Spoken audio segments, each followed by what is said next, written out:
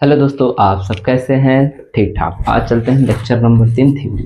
ठीक है, इसमें आज हम चर्चा करेंगे द्रव्य विलयनों को वाष्प। बहुत अच्छा टॉपिक है, एकदम बहुत अच्छे से समझाएंगे आपको आज, एकदम सरल सरल शब्दों में। ठीक है, तो द्रव्य विलयनों का वाष्प टॉपिक जो चलते हैं, तो ध्यान दो, कोई भी द्रव होगा, कोई विलयन कैसा होगा? द्रव अवस्था में। द्रव अवस्था में जो विलयन होगा, उस विलयन के द्वारा जो वाष्प दाब लगाया जाएगा उसी को हमें पढ़ना है। तो अब तुम ही सोचो कि कोई विलयन कब वाष्प दाब लगा सकता है? बताओ, जब निकाय खुला होगा या जब निकाय बंद होगा। निकाय मतलब सिस्टम। मान लीजिए हमारे पास दो निकाय है, एक निकाय ए और एक निकाय बी। इसमें निकाय ए क्या है? इसमें भी द्रव भरा है, और निकाय बी में भी बाबू द्रव भरा गया है। अब ध्यान दो, लेकिन निकाय बी क्या है? बंद है। निकाय बी क्या है? बंद है। और निकाय ए क्या है?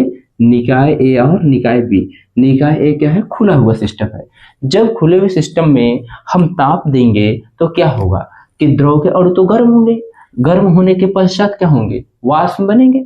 फिर वाष्प में जब बनेंगे तो क्या यहाँ वाष्प दाब कोई लगेगा? नहीं लगेगा, क्योंकि जो वाष्प में द्रव के कण बनेंगे वह पुनः वायुमंडल में चले जाएंगे, जिसके कारण यहाँ पे कोई वाष्प दाब लगेगा नहीं। लेकिन जब निकाय बंद होगा तो यहाँ पे द्रव के अणु गर्म होंगे।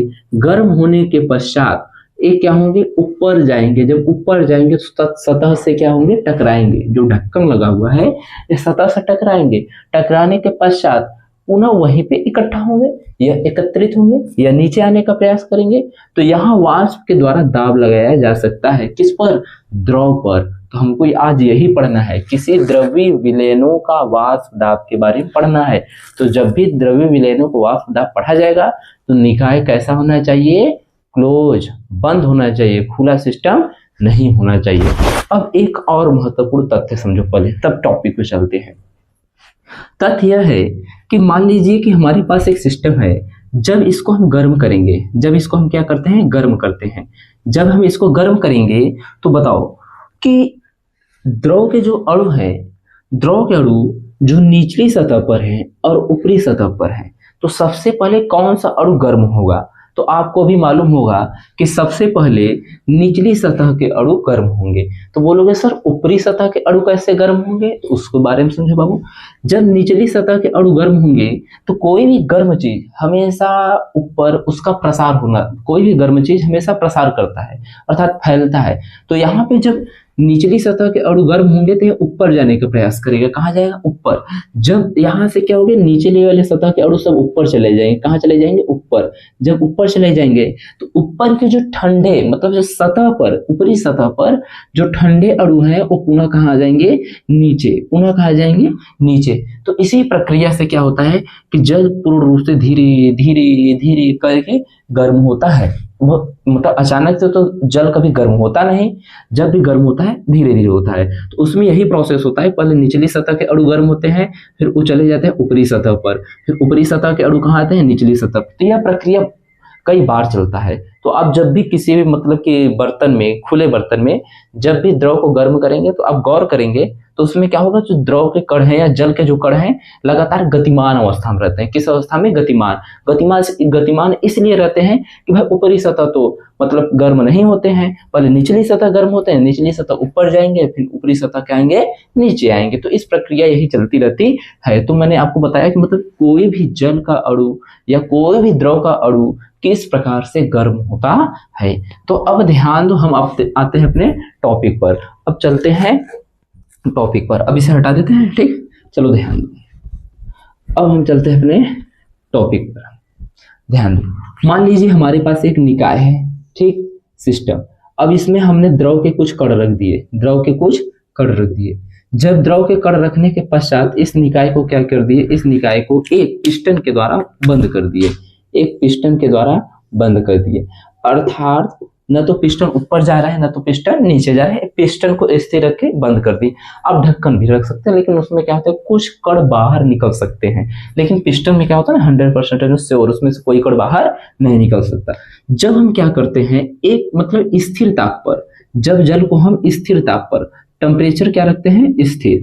जब जल को स्थिर ताप पर गर्म किया जाता है, कैसे गर्म किया जाता है, जब द्रव को स्थिर ताप पर गर्म किया जाएगा तो इसमें कौन कौन सी घटना होगी उसी को हमको पढ़ना है इस टॉपिक के अंतर्गत। तो ध्यान दो, सबसे पहले क्या होगा, जब गर्म करेंगे तो यहाँ से द्रव के सतह से कुछ कण क्या होंगे, वाष्प के रूप में बदलेंगे। किस में बदलेंगे, वाष्प के रूप में बदलेंगे। जब वाष्प के रूप में बदलेंगे तो क्या होगा, प्रारंभ में, ध्यान सुनो, प्रारंभ में वाष्पन की वेग क्या होगी, कम होगी।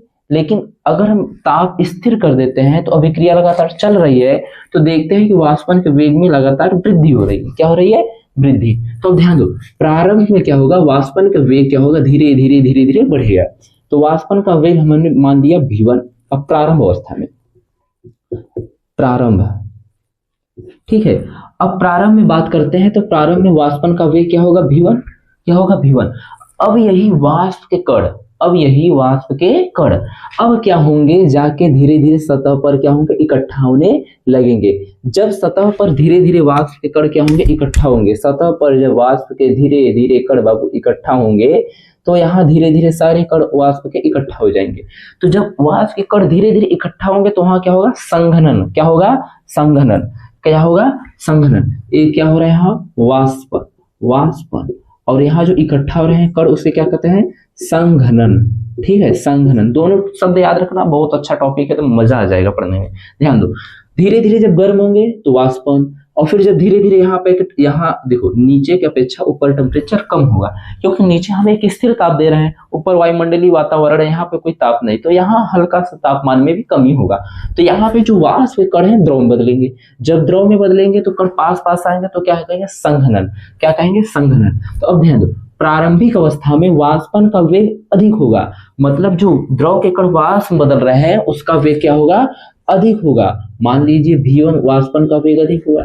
तो अब बताओ, जब वाष्पन का वेग अधिक था तो क्या संघनन का वेग अधिक होगा, नहीं भाई, पहले तो वाष्प होगा, पहले सारे मतलब जल के धीरे धीरे कण वाष्प बदलेंगे। जब वाष्प बदलेंगे तो यहाँ पे आएंगे, इकट्ठा होंगे। जब इकट्ठा होंगे तो उनका तो वेग तो बढ़े नहीं गया, तो मतलब इस अवस्था में संघनन का वेग क्या होगा, हमेशा कम, माने v2। संघनन का वेग क्या होगा, v2 कम। किससे, वाष्पन से। लेकिन कुछ समय पश्चात जब कुछ समय पश्चात अभिक्रिया बीतेगा, कितना, कुछ समय, अब टाइम कुछ भी मान सकते हैं, ठीक है। कुछ समय पश्चात आपको क्या देखने को मिलेगा, कुछ समय पश्चात देखने को मिलेगा बाबू कि धीरे धीरे अब यहाँ पे जल के बहुत सारे कण उपस्थित हो जाएंगे। तो एक कण क्या होंगे, गुरुत्वाकर्षण बल के कारण क्या होंगे, नीचे आने लगेंगे। कहाँ आने लगेंगे, नीचे। कहाँ आने लगेंगे बाबू, नीचे। जब नीचे आने लगेंगे तो अब बताओ, तो किसका वेग बढ़ जाएगा, संघनन का वेग बढ़ जाएगा, और वाष्पन का वेग क्या होगा बाबू, कम हो जाएगा। कब, कुछ समय पश्चात। जब क्या होगा, यहाँ पे बहुत सारे द्रव के कण इकट्ठा हो जाएंगे तो क्या होगा, संघनन का वेग बढ़ जाएगा और वाष्पन का वेग घट जाएगा। लेकिन ताप क्या है, हम स्थिर रखते हैं। अब तीसरी कंडीशन क्या हो सकती है, मान लो यह अभिक्रिया लगातार चल रही है तो एक समय या एक स्थिति ऐसी आएगी जिसमें वाष्पन का वेग और संघनन का वेग दोनों बराबर हो जाएगा। क्या होगा, दोनों बराबर हो जाएगा। मतलब विशेष, मतलब एक ऐसी स्थिति आएगी अभिक्रिया में कि वाष्पन का वेग और संघनन का वेग दोनों क्या हो जाएगा बाबू, बराबर हो जाएगा। वाष्पन का वेग और संघनन का वेग क्या होगा, बराबर। अब समझो कैसे, मान लो कि लगातार कंटिन्यूस में एक स्थिर ताप दे रहे हैं तो जितना वाष्प बना, ठीक, जितना वाष्प बना, वाष्प किस में बना, द्रव में बना। फिर द्रव किस में बदला, देखो जितना द्रव के कण हैं, द्रव के कण किस में बदले, वाष्प में। फिर वाष्प के कण द्रव में बदले, फिर सतह पर क्या हुए, इकट्ठा हुए। फिर सतह पर इकट्ठा होने के कारण गुरुत्वाकर्षण बल के कारण नीचे गिर गए। फिर नीचे गिरने के कारण फिर वो क्या बनेंगे, वाष्प बनेंगे। फिर वाष्प से क्या है, द्रव में बनेगा। एक ऐसी स्थिति आएगी कि वाष्पन का वेग और संघनन का वेग बराबर हो जाएगा। तो इस अवस्था में जो मतलब कि निकाय हो जाएगा, निकाय किस, अगर वाष्पन और संघनन का वेग जब बराबर हो जाएगा तो उस अवस्था में जो निकाय है साम्य अवस्था होगा। किसमें, साम्य अवस्था में होगा। ठीक है, तो निकाय अगर साम्य अवस्था में है अर्थात वाष्पन का वेग और संघनन का वेग दोनों क्या है, आपस में बराबर है। ठीक, अब ध्यान समझो, हम इसको एक ग्राफ के माध्यम से समझाते हैं आपको। ठीक है, मान लो कि हमारे पास इधर चलते हैं, एक ग्राफ हम बताते हैं। इधर क्या है हमारा वेग, ऊपर जाने पे क्या बढ़ेगा बाबू, वेग बढ़ेगा। ऊपर जाने पे क्या बढ़ता है? वेग। और नीचे जाने पे क्या बढ़ता है? समय। नीचे जाने पे क्या बढ़ता है? समय। अब ध्यान दो, पहले क्या होता है? शुरू शुरू में, प्रारंभ में क्या है? वाष्पन का वेग अधिक है, तो वाष्पन का वेग कैसे बढ़ेगा? ऊपर जाने पर वेग बढ़ेगा। अब देखो, ग्राफ तो अचानक से बढ़ेगा नहीं। जब भी ग्राफ बढ़ेगा धीरे धीरे, देखो ग्राफ तो ऐसे बढ़ेगा नहीं कभी ना, तो ग्राफ कभी ऐसे बढ़ेगा। वेग और समय दोनों के अनुसार, वेग और समय दोनों के अनुसार क्या होगा? मतलब कि ग्राफ परिवर्तित होगा। तो धीरे धीरे धीरे धीरे धीरे धीरे कुछ इस प्रकार से बढ़ेगा, ठीक है, ना कि इस प्रकार से बढ़ेगा। इस प्रकार से बढ़ने का अर्थ है, जानते हो? अचानक से, मतलब कि जितना समय उतना वेग, ऐसा नहीं होता है। अभिक्रिया जब भी होता है मतलब धीरे, प्रारंभ में क्या होता है? समय तो चलता रहता है, लेकिन प्रारंभ में वेग कम होगा। धीरे धीरे जब बढ़ते हैं तो वेग का भी मान क्या होता है? बढ़ता है। तो अब ध्यान दो, प्रारंभ में अगर बात करते हैं तो वेग धीरे धीरे इस प्रकार से ऐसे बढ़ेगा, ठीक है। संघनन का वेग पहले से ही अधिक है, कुछ समय पश्चात संघनन का वेग पहले से अधिक है, लेकिन अब संघनन का वेग क्या होगा? धीरे धीरे कम होगा। तो मतलब ग्राफ ऊपर से धीरे धीरे धीरे धीरे धीरे नीचे आएगा। तो एक समय ऐसे आ जाएगा कि वाष्पन और संघनन दोनों आपस में मिल जाएंगे। तो यहाँ जिस भी पॉइंट से मिलकर सरल सरल सीधी रेखा में जाएंगे, इस अवस्था को क्या कहेंगे? साम्यावस्था। क्या कहा जाएगा? साम्यावस्था। और यहाँ जो वेग है, वाष्पन का वेग है v1 और संघनन का वेग क्या है? v2। तो यहाँ इस प्रकार से ग्राफ के माध्यम से हम आपको समझाना चाहते थे। अगर देखा जाए तो यहाँ संघनन क्या हो रहा है बताओ? यहाँ पे संघनन में क्या हो रही है? कमी। और इधर क्या हो रहा है? वाष्पन में क्या हो रही है? वृद्धि। यहाँ से यहाँ तक, और इधर नहीं, इस लाइन के आगे नहीं, लाइन के पीछे। देखो वाष्पन का वेग धीरे धीरे बढ़ रहा है, मतलब वेग ऊपर जाने पर क्या होता है? वेग बढ़ता है समय के अनुसार, और नीचे आने वेग घटेगा। देखो संघनन का वेग धीरे धीरे धीरे धीरे घट रहा है, ठीक है। तो अब ध्यान दो, अब इसको और डिटेल से पढ़ते हैं। पहले इतना समझ आएगा नहीं, जब किसी बंद पात्र में किसी द्रव को गर्म किया जाता है तो द्रव के सतह से जो अणु होते हैं वाष्प अवस्था में परिवर्तित होते हैं। वाष्प अवस्था में परिवर्तित होने के पश्चात क्या होते हैं? सतह पर, मतलब ऊपरी सतह या पिस्टन पे जाकर चिपक जाते हैं। फिर क्या होता है? जल के छोटे छोटे बूंद के रूप में आकार ले लेते हैं। फिर गुरुत्वाकर्षण बल के कारण क्या होता है? नीचे गिरने का प्रयास करते हैं। जब नीचे गिरेंगे तो क्या होगा? मतलब कि पुनः, मतलब कि इसका मतलब जब नीचे गिरेंगे द्रव में आके समाहित हो जाएंगे।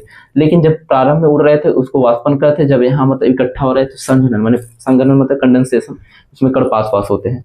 फिर देखते हैं प्रारंभ में वेग v1 अधिक होता है, v2 कम होता है। फिर कुछ समय पश्चात जब द्रव के मतलब वाष्प के कण द्रव में परिवर्तित होते हैं तो v2 का वेग अधिक हो जाता है और v1 का वेग कम। फिर एक ऐसी स्थिति आती है कि v1 और v2 दोनों बराबर हो जाते हैं, उस अवस्था को साम्यावस्था कहते हैं। फिर ग्राफ के द्वारा हमने आपको समझाया। अब समझो, वाष्प दाब को प्रभावित करने वाले कारक बहुत महत्वपूर्ण फैक्ट है, आपके रियल लाइफ में भी इसका उपयोग है। समझो, देखो किसी भी, हम पढ़ रहे हैं किसी भी द्रव्य विलयन, जो कोई भी द्रव्य विलयन है, इसके वाष्प दाब को प्रभावित करने वाले कारक कौन कौन से हैं?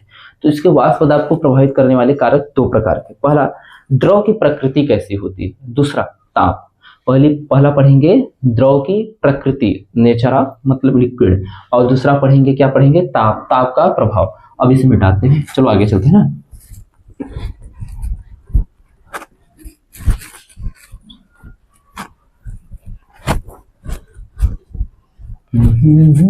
चलो ध्यान दो, पढ़ते हैं। पहला इसको द्रवीय विलयनों को वाष्प दाब को प्रभावित करने वाले कारक, मतलब प्रभावित करने वाले कारक के बारे में पढ़ते हैं। तो पहला कारक क्या है? द्रव की प्रकृति। पहला कारक क्या है?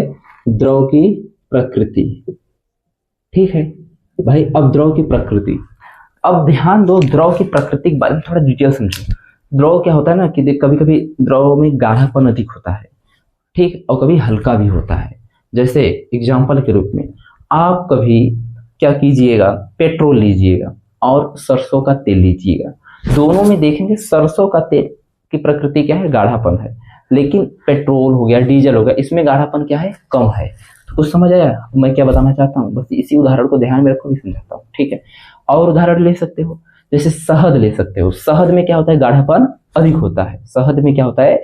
गाढ़ापन अधिक होता है। लेकिन जल में क्या होता है? गाढ़ापन शहद की तुलना में कम होता है। तो द्रव की प्रकृति के बारे में चर्चा करेंगे, मतलब द्रव्य विलयन को जो वाष्प दाब है इसको प्रभावित करने वाले कारक पढ़ेंगे। उसमें पहला कारक क्या है? द्रव की प्रकृति। तो द्रव की प्रकृति में समझो, मान लीजिए हमारे पास कोई, अब हम यहाँ पे पहले इसमें भी दो पढ़ेंगे, पहला पढ़ लेते हैं और दूसरा इधर पढ़ लेंगे ख नंबर। ठीक है, अब ध्यान दो, हम इधर क्या लेते हैं, पेट्रोल, ठीक, या स्प्रिट। ठीक, स्प्रिट जानते हैं, जिससे घाव लग जाता है तो सफाई किया जाता है चोट वोट को, ठीक, उसकी कहते हैं ना। अब ध्यान दो, अब क्या होता है, इनके कण क्या होते हैं, देखो पेट्रोल हो या क्या हो स्प्रिट, इसमें क्या होता है, जो द्रव के अणु हैं, द्रव के अणुओं के बीच आकर्षण बल क्या होता है, बहुत कम होता है। क्या होता है, आकर्षण बल इनके अणुओं के बीच क्या होता है, कम होता है। क्या कम होता है बाबू, आकर्षण बल। आकर्षण बल मतलब द्रव के अणुओं के बीच, या पेट्रोल या स्पिरिट का जो लिक्विड है, इनके अणुओं के बीच आकर्षण बल क्या होगा, कम। जब आकर्षण बल कम होगा तो क्या होगा, वो दूर जाने का प्रयास करेंगे कि पास आने का, तो वो हमेशा दूर जाने का प्रयास करेंगे। अर्थात मतलब कि इनके कण हमेशा एक दूसरे से अलग होना चाहते हैं, एक दूसरे से हमेशा अलग होना चाहते हैं, पास नहीं रहना चाहते। लेकिन वही बात करते हैं, दूसरे फिगर में हम बात करते हैं। अब यहाँ पे हम ले लेते हैं, जैसे कि मान लेते हैं शहद, ठीक है, शहद लिए, शहद थोड़ा अच्छा पड़ेगा, ठीक, शहद। अब यहाँ पे शहद ले लिए, अब बताओ, अब शहद में क्या होता है कि शहद में गाढ़ापन अधिक होता है। जब गाढ़ापन अधिक होता है तो इनके अणुओं के बीच क्या होगा, आकर्षण बल अधिक होगा। अब ध्यान दो, यहाँ पे क्या होगा,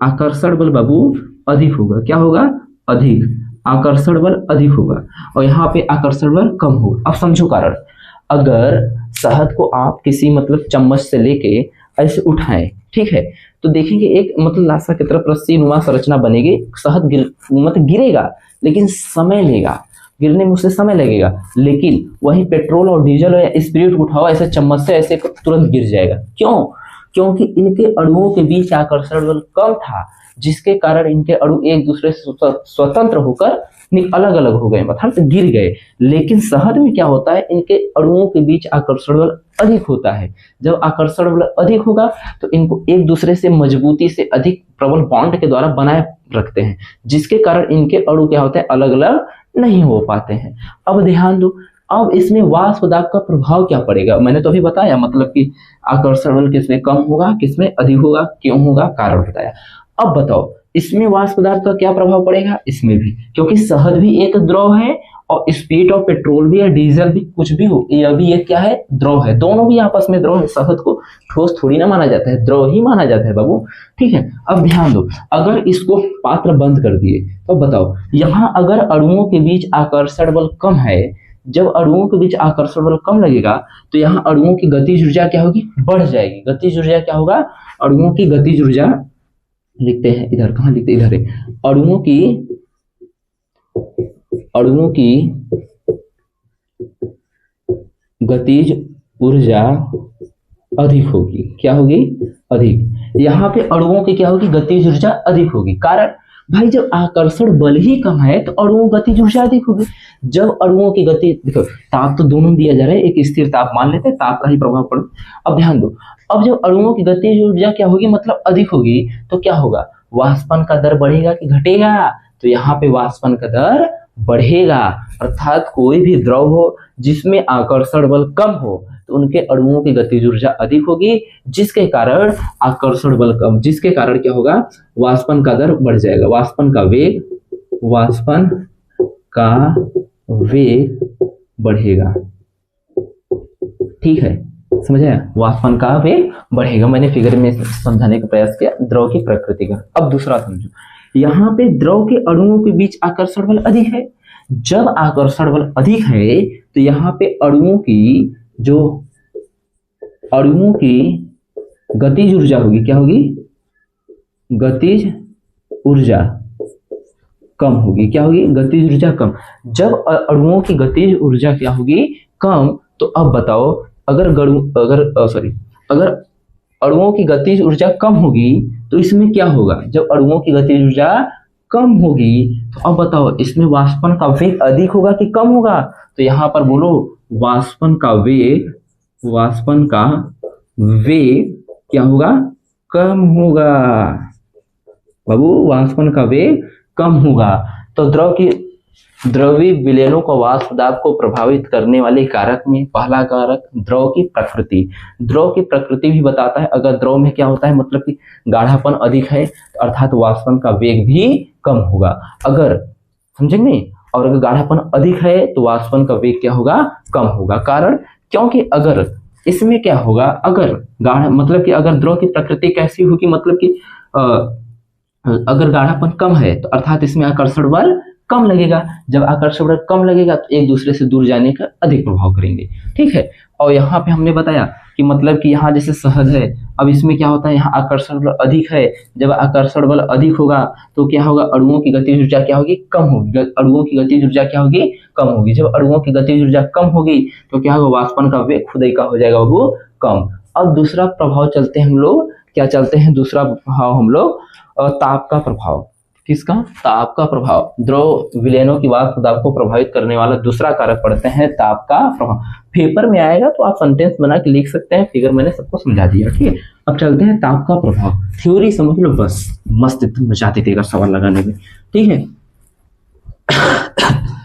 अब दूसरा चलते हैं ताप का प्रभाव। ताप का प्रभाव, ठीक है, द्रवीय विलयनों को वाष्प दाब को प्रभावित करने वाले दूसरा प्रभाव हम चलते हैं ताप का प्रभाव। अब देखो ताप का प्रभाव क्या होता है। मान लीजिए, बहुत सिंपल सा है, आप लोगों को भी मालूम होगा। मान लिया आज आप सुबह सुबह उठे, घर पे चाय बनाने का प्रयास कर रहे हैं। क्या बनाने का, चाय बनाने का प्रयास करेंगे आप। उसमें दूध, पानी, घी, दूध, पानी, चीनी, चाय सब डाल दिए, अदरक भी, ठीक है, चलो इलायची भी डाल दिए। ठीक, अब क्या किए, ढक्कन से इसे ढक दिए। अब एक बच्चा और है तुम्हारे साथ, ठीक है, वो अभी चाय बनाने का प्रयास कर रहा है। वो अभी सभी मटेरियल को डाल के इस प्रकार से क्या कर दिया, बंद कर दिया। लेकिन यह ताप दे रहा है कितना, 20 डिग्री सेल्सियस, और यह बच्चा ताप दे रहा है 28 डिग्री सेल्सियस। अब बताओ सबसे पहले चाय किसका पकेगा, बालक ए का या बालक बी, कौन सबसे पहले चाय पकाएगा? तो अब बोलेंगे सर बालक बी चाय को जल्दी पका देगा। क्यों, बताओ कारण। और बालक ए क्यों नहीं पका पाएगा, यह भी कारण बताओ। कारण यही है सर कि यह ताप कम दे रहा है, तो कम दे रहा है ताप, बहुत धीरे धीरे, मतलब समय इसमें अधिक लगेगा। कम ताप दे रहा है तो समय अधिक लगेगा, यह ताप अधिक दे रहा है तो इससे समय कम लगेगा, इसलिए इसका मतलब कि चाय जल्दी पक जाएगा। तो यहाँ किसका प्रभाव हमने देखा, ताप का तो ही प्रभाव देखा। तो अर्थात जब किसी द्रव को मतलब ताप दिया जाता है तो उसका क्या होता है, मतलब कि वाष्प वेग क्या होता है, बढ़ जाता है। वाष्प वेग बढ़ जाता है, चाय तभी पकता है ना भाई। अगर यहाँ से गर्म करेंगे तो जो मतलब यहाँ द्रव के कण हैं, जो चाय के कण हैं, पहले क्या होंगे, गर्म होंगे। गर्म होने के बाद क्या बनेंगे, वाष्प बनेंगे। फिर वाष्प में क्या होंगे, पकेंगे, उबलेंगे, तब तक चाय तैयार होगा। लेकिन अगर ये बच्चा धीरे धीरे दे रहा है तो समय ज्यादा लगेगा। अर्थात जब किसी भी हम लोग द्रव को क्या करते हैं, गर्म करते हैं, तो उनके अणुओं की गतिज ऊर्जा क्या होती है, बढ़ जाती है। जब द्रव के अणुओं की गतिज ऊर्जा बढ़ जाती है, जिसके कारण उनका वाष्प वेग भी क्या होता है, बढ़ जाता है। जब वाष्प वेग बढ़ जाएगा तो क्या होगा, मतलब कि चाय जल्दी से पक जाएगा। यहाँ पर हमने पढ़ा ना, ताप का प्रभाव। किसी भी द्रव विलयन में वाष्प दाब को प्रभावित करने वाले कारक कौन से है, दूसरा ताप। भाई जब ताप देंगे द्रव के अणुओं गतिज ऊर्जा बढ़ेगी, तो वाष्प भी क्या होगा, बढ़ जाएगा। तो यही टॉपिक था, ये तो सरल था, इसमें कुछ बात बहुत बड़ी नहीं थी। अब चलते हैं ना, अभी हमने पढ़ा द्रवीय विलयनों का वाष्प दाब। अब अगला टॉपिक है जैसे कि किसी द्रव के विलयन के वाष्प दाब के बारे में पढ़ेंगे। अब हम पढ़ेंगे द्रव विलयनों को वाष्प दाब, माने द्रव ए और द्रव बी दोनों को आपस में मिला देते हैं तो उसमें क्या होगा, उसमें क्या क्या परिवर्तन देखने को मिलेगा, सब कुछ इसमें पढ़ते हैं। मतलब द्रव ए द्रव बी को आपस में मिलाने के बाद उसके मतलब वाष्प दाब में क्या परिवर्तन होगा, वही चीज पढ़ेंगे। अब देखो यहाँ से टॉपिक बदल गया, टॉपिक नंबर 1 हमारा आज कंप्लीट हो गया और टॉपिक नंबर 2 चलते हैं। ठीक है, ध्यान दो। उसमें आपको जानने के लिए सबसे पहले से मोल अंश का मान कितना होता है। मान लीजिए 2-3 विलयन है, तो सभी विलयनों का मोल अंश का मान आपको मैंने बताया था। कोई भी विलयन हो, कोई भी कंपाउंड हो, उनके मोल अंश का मान 1 से अधिक कभी नहीं होता है।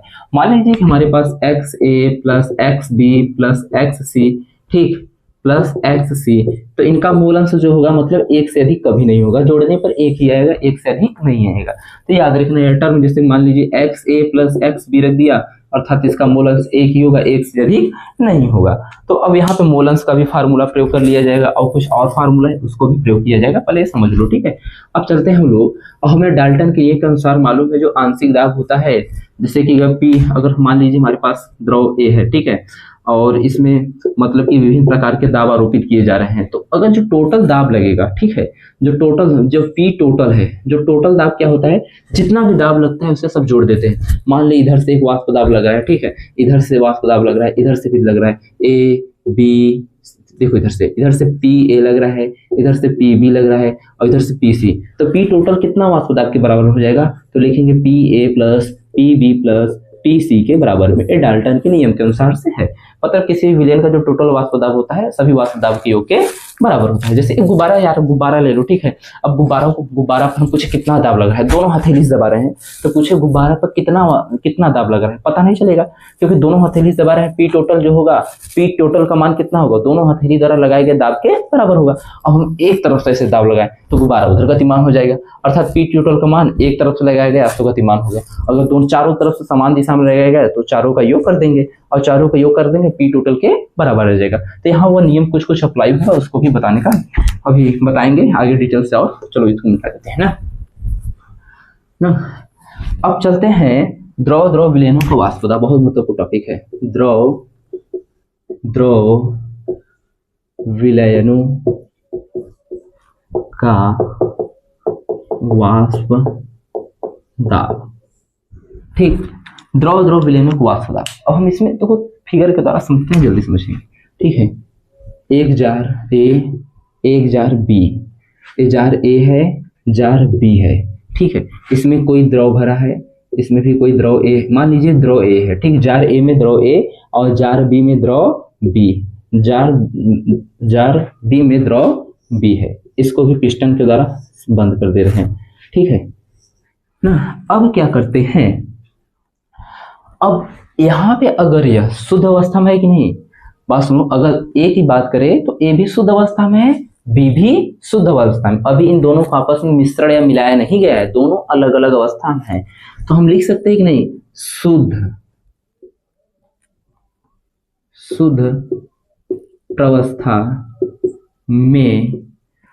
प्रवस्था में गैस ए का वाष्प दाब, शुद्ध प्रवस्था में गैस ए का वाष्प दाब कितना मान लेते हैं बाबू, पी नॉट ए, क्या मान लेते हैं, पी नॉट ए। और फिर यह भी है तो इसे क्या लिखेंगे बाबू, शुद्ध प्रवस्था में गैस बी का वाष्प दाब, तो गैस बी का वाष्प दाब कितना, P not be, P not a, P not be शुद्ध प्रवस्था मान ली। अब क्या करते हैं, दोनों का मिश्रण लेते हैं, अब द्रव ए तथा द्रव बी को क्या करते हैं, आपस में मिला देते हैं, तब देखते हैं दोनों द्रव के द्वारा लगाया गया वाष्प दाब कितना होता है, ठीक है। द्रव ए तथा द्रव बी को आपस में मिला दिए और यहाँ भी क्या लगा दिए, पिस्टन लगा दिए, ठीक है। जब पिस्टन लगा दिए तो यहाँ पे देखो द्रव ए और द्रव बी दोनों, इसको थोड़ा सा अलग कलर से बना देते हैं, इसको ब्लैक से बना देते हैं, द्रव ए द्रव बी, ठीक।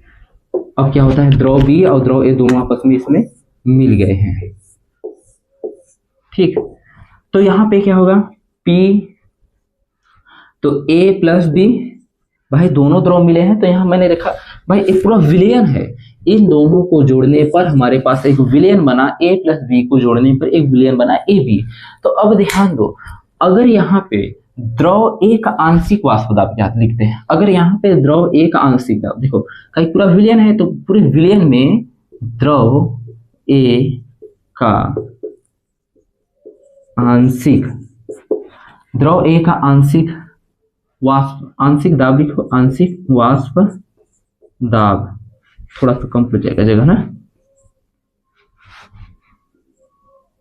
वाष्प दाब कितना लिखा जाएगा बताओ, पी ए, ठीक है।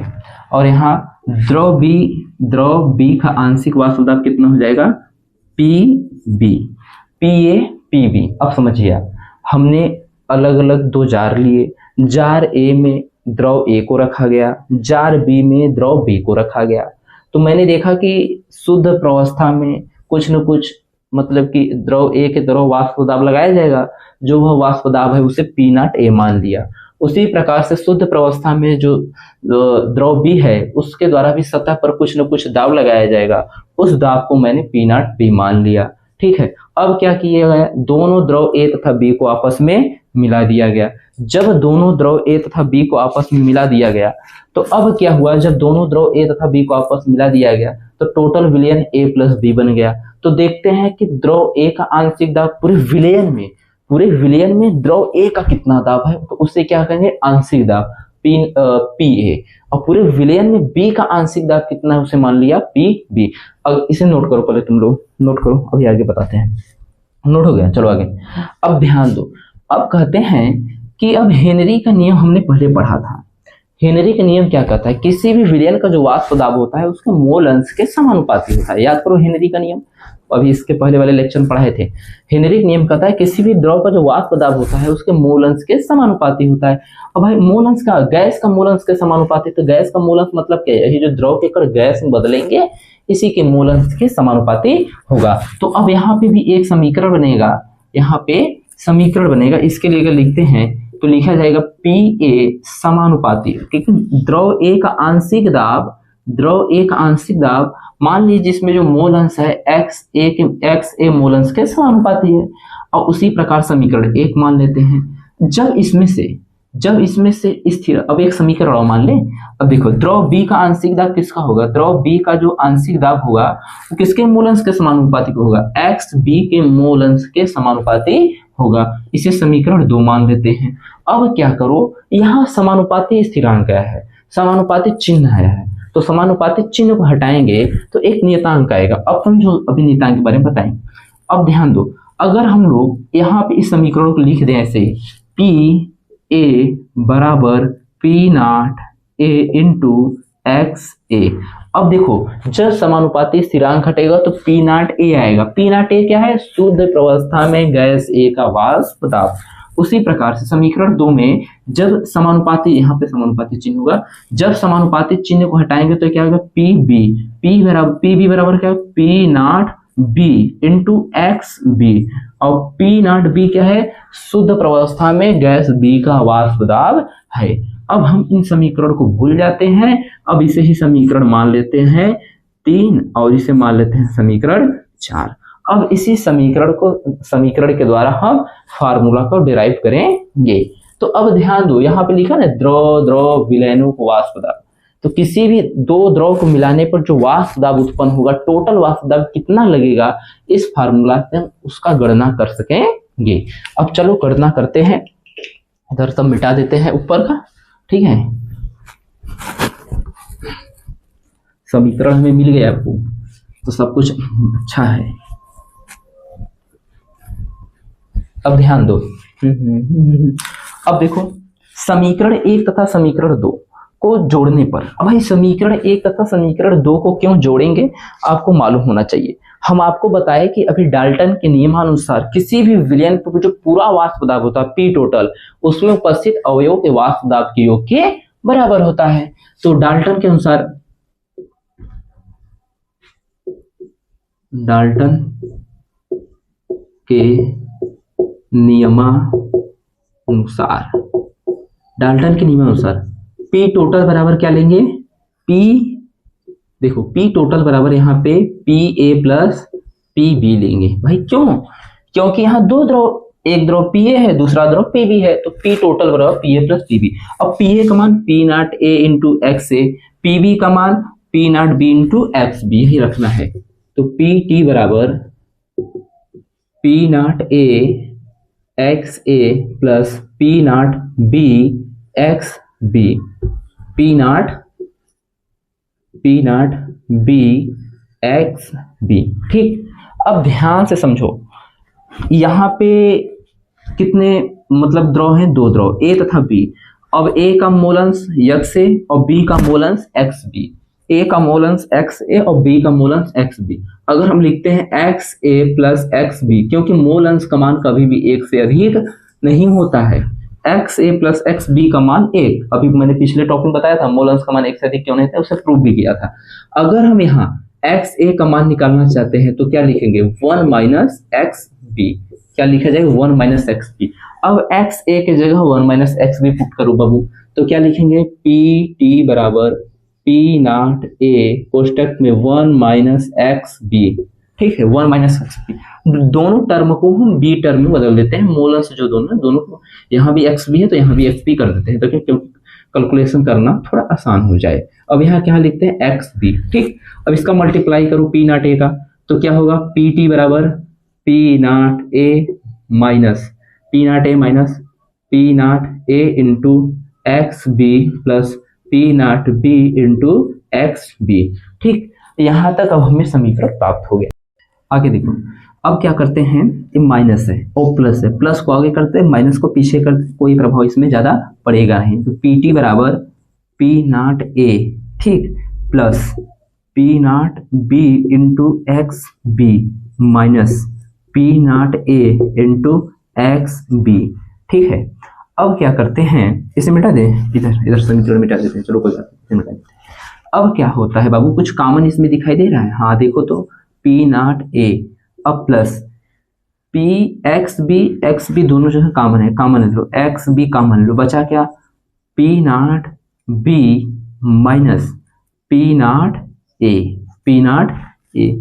अब ध्यान दो, यही हमारा समीकरण बनके तैयार हुआ। अब आपकी किताब में क्या मिलेगा बाबू, आप लोग के किताब में मिलेगा एनसीईआरटी में मिलेगा पी नॉट 1 प्लस एक्स 1, यहाँ पे लिखा है, देखो x1 जो होगा ना, मतलब इधर लिखा जाएगा, तो बता दें यहाँ पे लिखा जाए P not 2 minus P not 1, और यहाँ का लिखा जाए बाबू x2 लिखा जाएगा। आपके एनसीईआरटी किताब में मैंने देखा यही दिया गया है फार्मूला, तो कोई दिक्कत नहीं, चाहे इस फार्मूले का प्रयोग करो बस। यहाँ देखो हमने एक मतलब एक के जगह ए माना, बी के जगह सॉरी 2 के जगह बी माना, बस कुछ अंतर नहीं है, तो आप यही फार्मूला याद रखो, छोड़ो उसे ना।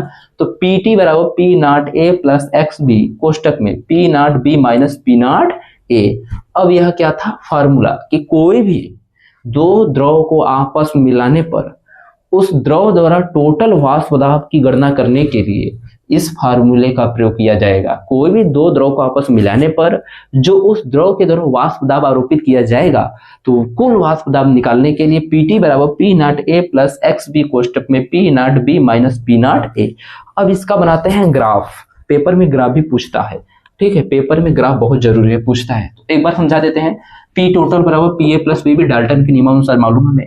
पी का मान कितना, पी ए का मान कितना दिया है, P not A into X A रख दिए, पी बी का मान कितना दिया है, P not B into X B, यह भी रख दिए, दोनों को पुटअप करते हैं। लेकिन हमें मालूम है कि मोल अंश का मान x A plus X B का मान 1 से अधिक नहीं होता है, तो एक्स ए बराबर लिखना चाहते हैं, एक्स ए का मान निकालना चाहते हैं तो 1 माइनस एक्स बी लिख सकते हैं, तो एक्स ए बराबर 1 माइनस एक्स बी। तो पी टी बराबर P not A into X A के जगह क्या लिख देते हैं 1 माइनस एक्स बी, और फिर पी नॉट बी फिर एक्स बी। अब ध्यान दो, इसका मल्टीप्लाई करेंगे तो पी नॉट ए और इधर क्या हो P not into X B, फिर इसको उतार देते हैं सेम। अब क्या होते हैं, प्लस वाले को इधर लाते हैं, माइनस वाले को इधर लाते हैं, बस रिवर्स कर देते हैं, ठीक है। तो अब क्या होता है, P not A plus P not B into X B minus P not A into X B. अब क्या होता है बाबू, इसमें देखो एक्स बी दोनों में कॉमन है, तो कॉमन ले लेते हैं, तो पी टी बराबर पी नॉट ए प्लस यहाँ पे क्या लिख देते हैं एक्स बी कॉमन ले लिए दोनों में से, तो बचा क्या P not B minus P not a. आपकी किताब में बस ए के जगह क्या दिया है, ध्यान दो, ए के जगह 1 और बी के जगह 2, बस यही रखोगे तो आपका किताब का एनसीईआरटी फार्मूला आप फॉलो कर सकेंगे। हाँ, एनसीईआरटी एक्स बी यहाँ दिया है, कोई दिक्कत नहीं, गुणा करेंगे वही आएगा। अब चलते हैं ग्राफ पे चर्चा करते हैं, किस पे, ग्राफ पे चर्चा करते हैं। ग्राफ इधर ही बना देते हैं, नोट कर लो, उसे नहीं मिटाएंगे, ठीक है, जो मिटाए इधर लिख दें हम, x A plus X B बराबर कितना होता है 1, ठीक। अब एक्स ए का मान निकाल सकते हो ना। अब ध्यान समझो, ग्राफ मान लीजिए हम ग्राफ बनाने का प्रयास करते हैं, इधर मान लेते हैं द्रव ए का वाष्प दाब और इस अक्ष पे मान लेते हैं द्रव बी का वाष्प दाब। भाई दो द्रव हैं तो दो द्रव के लिए लेंगे, और इसको मुख्य अक्ष मान लेते हैं समय के सापेक्ष, इसको क्या मान लेते हैं, मतलब कि यहाँ पे समय नहीं, यहाँ मोल अंश लिया जाएगा, ठीक है। यहाँ पे द्रव ए का वाष्प दाब मतलब पी ए लिखा जाएगा, और यहाँ पे द्रव बी का दाब पी बी लिखा जाएगा। और यह मोल अंश है तो भाई मोल अंश यक्स, ऊपर जाएंगे वाष्प दाब के मान में क्या होगा वृद्धि, इधर भी ऊपर जाएंगे वाष्प दाब के मान में वृद्धि। अब यहाँ ग्राफ बनाने से पहले समझो कि हम लोग जो यहाँ पे ए और बी की जो सांद्रता है, जब द्रव ए तथा द्रव बी को आपस में मिलाएंगे तो द्रव ए तथा द्रव बी को आपस में जब मिलाएंगे तो उसमें हम क्या करते हैं बी की मात्रा अधिक ले लेते हैं। किसका? बी की मात्रा अधिक। जैसे कि एक द्रव ए है दूसरा द्रव बी है, जब इसे मिलाते हैं ए है और दूसरा बी है, क्या है बी है। जब मिलाएंगे हम बी का मात्रा मान लीजिए कितना लीजिए 100 ml ले लिए और इसका मात्रा 90 ml ले लिए, तो भाई जिसका मान अधिक होगा उसका चिन्ह बड़ा होगा, ठीक है, मतलब उसका सांद्रता अधिक होगा। अब ध्यान दो, जब हम इसको क्या लिए बी को अधिक लिए, अब एक चीज समझो नीचे फार्मूला में डाल देते हैं। मोल अंश का मान कितना होता है x A plus X B बराबर, फिर वही फार्मूला देखो, मोल अंश बहुत महत्वपूर्ण बताया ना, x A plus X B बराबर कितना होता है 1। अगर हम पहले कंडीशन में क्या लेते हैं एक्स ए बराबर 1, अगर एक्स ए बराबर 1 लेते हैं तो एक्स बी बराबर कितना आएगा बाबू, अगर यहाँ एक्स बी अगर यहाँ 1 रखेंगे तो घट जाएगा, क्या होगा 0, ठीक है। दूसरे कंडीशन में चलो अब दूसरा कंडीशन लेते हैं, अब इधर एक्स सही बना लेना। अब ध्यान दूसरे कंडीशन में अगर एक्स ए का मान क्या लेते हैं 0 तो एक्स बी का मान क्या आ जाएगा, इधर से एक्स बी का मान कितना आ जाएगा 1, एक्स बी का मान 1 आ जाएगा। अब मान लेते हैं देखो, और दूसरी बात हमें यहाँ क्वेश्चन में मालूम क्या है, ए की जो सांद्रता है कम है किसके बी से, अर्थात बी का मतलब की सांद्रता अधिक है। तो अब ध्यान दो बी के द्वारा वाष्प दाब भी अधिक लगाया जाएगा। तो अब मान लीजिए यहाँ पे ग्राफ बनाते हैं, इधर देखो ग्राफ में अंतर होगा। अब यक्स ए, ध्यान दो इधर से यक्स ए 0 से कहा जा रहा है 1 की तरफ, तो यक्स ए भाई इधर से 0 से किधर जाएगा 1 की तरफ, तो देखो 0 यही हो गया, तो 0 से 1 की तरफ ले जाओ, ये इधर मान लिया ए है, ठीक है। और इधर चलो यहाँ पे एक्स ए क्या है 0 से, और एक्स बी क्या होगा एक्स ए मान लिया मैंने 0, तो एक्स बी क्या होगा 1, तो एक्स बी क्या होगा 1। अब इधर देखो, चलो बाबू समझो फिर से देख ध्यान दो इधर कि यहाँ पे मैंने ग्राफ बनाया। अब एक्स ए का मात्रा कितना है 1, तो भाई एक्स ए का मात्रा 1, और फिर एक्स बी का मात्रा क्या हो जाएगा 0, मतलब एक्स ए इसे भी 1 मान लेते हैं, इसे भी 1 मान लेते हैं, और यहाँ पे भी 0 यहाँ पर भी 0। अब कह रहा है कि एक्स ए कहाँ आ रहा है 1 से 0 की तरफ, तो भाई 1 से 0 की तरफ मतलब क्या ऊपर से नीचे की तरफ, इस प्रकार से, ठीक है। ये ग्राफ किसका हो गया, हम कह सकते हैं P A directly proportional X A का ग्राफ हो गया, ठीक है। अब इधर चलते हैं, अब इधर हो गया, अब इस पर चर्चा करते हैं। एक्स ए कहाँ जा रहे हैं 0 से 1 की तरफ, मतलब 0 से 1 की तरफ कहाँ जा रहे हैं एक्स बी पर जा रहे हैं। देखो एक्स ए का मान 0 रखो, एक्स बी का मान 1 की तरफ लेके जाओ, तो इधर इसका ग्राफ किसका ग्राफ है बाबू, P B directly proportional X B का ग्राफ है। अब ध्यान दो एक समय ऐसा आएगा निकाय साम्य अवस्था पर होगा, तो जो साम्य अवस्था पर होगा तो इन दोनों का ग्राफ इस प्रकार से मिला देंगे, तो यह किसका ग्राफ होगा पी टोटल का, किसका पी टोटल बराबर क्या लिखते हैं, पी टोटल बराबर डायरेक्ट लिख देते हैं हम यही कि P A plus P B, P A का भी मान मालूम है, पी बी का भी मान मालूम है। तो ये ग्राफ था, ग्राफ बहुत कठिन नहीं है, ग्राफ सरल ही है, इसमें जो भी था मैंने डाटा सबको बता दिया। तो हमने क्या क्या पढ़ा, डाल्टन के नियम को, मतलब डाल्टन का नियम इसमें अप्लाई किया, मोल अंश को अप्लाई किया, और किसी द्रव को जो आपस में मिलाते हैं तो उसका वाष्प दाब क्या होता है उसका फार्मूला पढ़ा, फिर द्रव को मिलाने पर जो उसका ग्राफ होता है ग्राफ भी पढ़ा। पहले मान लीजिए हमारे पास दो द्रव है ए तो था बी, अब इसको इधर लिए इसको इधर, अब इधर क्या है मोल अंश, मतलब इधर जाएंगे मोल अंश बढ़ेगा, मतलब मोल अंश की मात्रा बढ़ेगी, गैस के वाष्प दाब के मान में वृद्धि होगा। अब क्या करते हैं शुरू में यहाँ पे हम क्या करते हैं, मतलब कि प्रारंभ में एक्स ए प्लस एक्स बराबर 1 होता है, मोल अंश का मान हमें मालूम है। अब एक्स ए का मान कितना रखते हैं, एक्स ए का मान अगर 1 लेते हैं तो एक्स बी का मान 0 आ जाता है। उसी प्रकार से यहाँ एक्स ए का मान 0 लेते हैं तो एक्स बी का मान 1 आता है। तो कह रहे हैं एक्स ए बराबर 1 रख दिए और एक्स बी का मान 0, मतलब 1 से 0 की तरफ आया। और दूसरा एक्स ए का मान 0, जो मान लो एक्स ए का मान कहाँ 0, यही है 0। अब एक्स बी का मान कहाँ जाएगा 1 पर, तो देखो 0 से कहाँ गया नहीं बी पर 1 की तरफ। और जब दोनों को आपस में मिला दिए तो पी टोटल का मान को प्रदर्शित करता है। दोस्तों आज के लिए इतना ही, टाटा बाय बाय, जय हिंद। अगली क्लास मिलेंगे न्यूमेरिकल के साथ।